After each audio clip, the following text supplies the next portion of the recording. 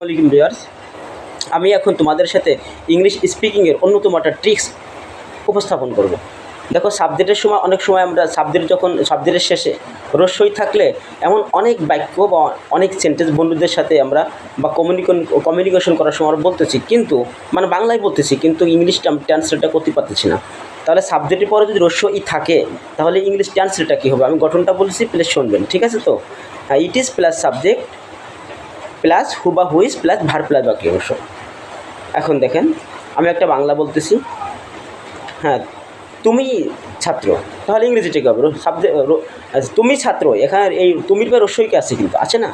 হ্যাঁ, এখন প্রথমে ইট ইজ, হ্যাঁ ইট ইজ দিলাম, তারপর সাবজেক্টটা ইউ, হ্যাঁ, তারপরে হু বা হুইজ।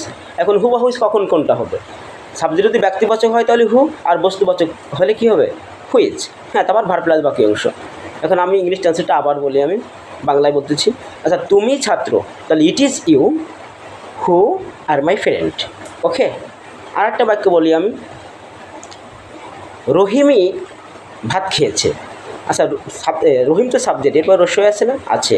এখন আমি আবার ইংলিশটা বলতে ট্রান্সলেটটা করতেছি আমি, দেখেন, হ্যাঁ, রহিমই ভাত খেয়েছে, তাহলে it is Rahim who has eaten rice. Thank you very much পাশে থাকার জন্য।